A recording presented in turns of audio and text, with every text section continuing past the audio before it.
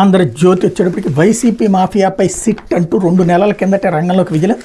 YCP కబ్జాలు అక్రమాలపై ఆరా. రాష్ట్ర వ్యాప్తంగా అన్ని జిల్లాల్లో పరిశీలన. విశాఖ నుంచి అనంత దాకా దారుణాలు. పోర్టులు, డిస్టిలరీలు, ప్రాజెక్టులు కబ్జా. రేషన్ బియ్యం రవాణాపైన లోతుగా ఆరా.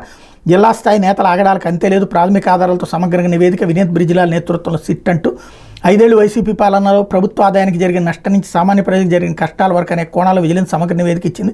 వీటిని అంశాల వారీగా వర్గీకరించి దేనిపై ఎలాంటి చర్యలు తీసుకోవాలని నిర్ణయించాలని ప్రభుత్వం భావిస్తుంది. దీనికోసం ఐపీఎస్ అధికారి వినీత్ బ్రిజిలాల్ నేతృత్వంలో ప్రత్యేక దర్యాప్తు బృందాన్ని నియమించనున్నట్టు అత్యంత విశ్వసనీయంగా తెలిసి దీనిపై రేపు మాపు ఉత్తర్వులు వెలువడబోతున్నాయి అన్నటువంటి వార్తని హైలైట్ చేశారు. ఈ సిట్లు కూర్చుంటాం నించోడు.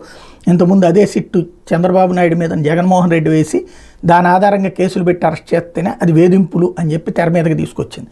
ఇవి వేధింపులకే పనికొస్తాయి తప్పించి వాస్తవం కాదు అని ఒకవైపున రాస్తారు, మళ్ళీ ఇంకోవైపున వేధించడంలో తప్పేం లేదని రాస్తుంటారు. పత్రికల స్టైల్ ఎట్టా తయారైపోయిందంటే మాకు నచ్చినోడు చేస్తే శృంగారం, నచ్చనోడు చేస్తే వ్యభిచారం అన్నటువంటి కోణంలో తయారైంది. లేకపోతే కుట్ర